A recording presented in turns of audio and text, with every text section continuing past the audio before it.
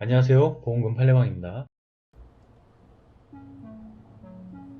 치료 농도의 식욕 억제제, 정신신경용제, 중추신경용제, 세면진정제의 상호작용으로 목욕 중 중독사하였다면 자살사망보험금은 부책인지 여부에 대하여 대구지법 2018라 304685, 2016 가단 25451 토대로 면밀히 이 사건을 들여다보겠습니다.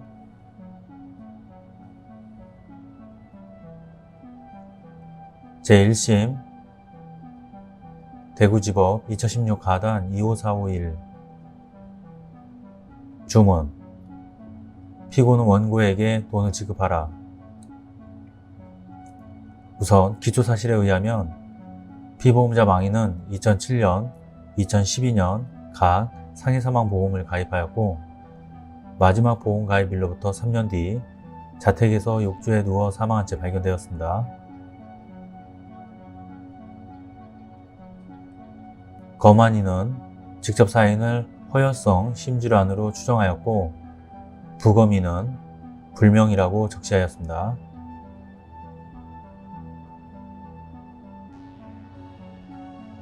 재판부의 판단, 관련 법리, 상해사망보험사고의 요건 중 외래성이란 질병이나 체질적 요인에서 기인한 것이 아닌 외부적 요인에 의해 초래된 모든 것을 의미하고 민사분쟁에 있어서 인과관계는 사회적, 법적 인과관계이므로 반드시 의학적, 자연과학적으로 증명할 필요까지는 없으며 이를 수익자가 증명할 책임이 있습니다.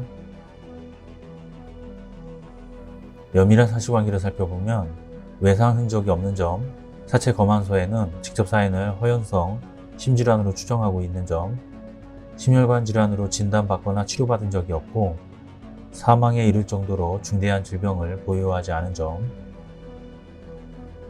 부검 감정서에 따르면 사인은 불명이고 치료 약물에 의한 중독 혹은 상호작용으로 원수에서 목욕 중 그 약물의 효과가 급속도로 진전될 가능성이 있는 점, 최근 응급실에서 투여받은 진정효과가 있는 약물도 정신과적 증상 조절을 위해 흔히 투여되는 약물로서 특별히 문제가 없는 점,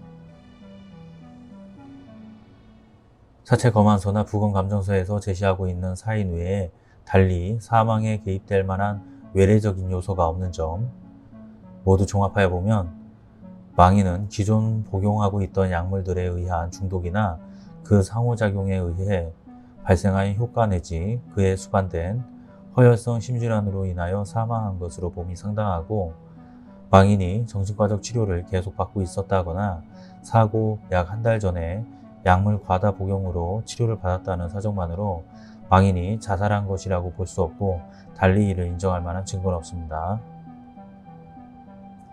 따라서 망인은 외래의 급격하고도 우연한 사고로 신체에 상해를 입고 사망하였다 할 것입니다.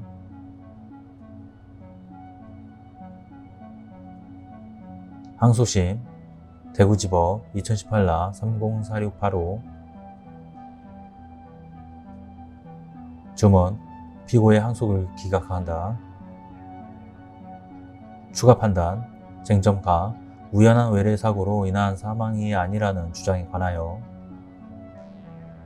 망인은 사망 당시 만 38세에 불과하였고 사망 이전에 심혈관계 질환으로 진단받거나 치료받은 사실을 인정할 만한 자료가 없는 점을 종합하여 보면 피고가 제출한 증거의 기재만으로는 망인이 오랜 기간 진행한 내부적 질병으로 인하여 사망에 이르렀음을 인정하기는 부족하고 달리 이를 인정할 증거는 없습니다. 쟁점. '나' 정신질환으로 인한 사망이라는 주장에 관하여 망인은 사망 당시 만 38세에 불과하였고 사망 이전에 심혈관계 질환으로 진단받거나 치료받은 사실을 인정할 만한 자료가 없는 점을 종합하여 보면 피고가 제출한 증거의 기재만으로는 망인이 오랜 기간 진행한 내부적 질병으로 인하여 사망에 이르렀음을 인정하기는 부족하고 달리 이를 인정할 증거는 없습니다. 정신질환 자체가 직접적인 사망의 원인으로 될 수 없고 망인이 정신질환으로 인하여 약물 처방을 받는 등 치료를 받은 적은 있으나 치료를 위하여 투여된 약물이 특별한 문제점이 있다거나 투여량이 과다한 것으로 보이지 않으므로 이와 같은 치료 사실만으로 망인이 시체 검안서에 기재된 직접사인과 달리 정신질환을 원인으로 사망하였다고 보기는 어렵습니다.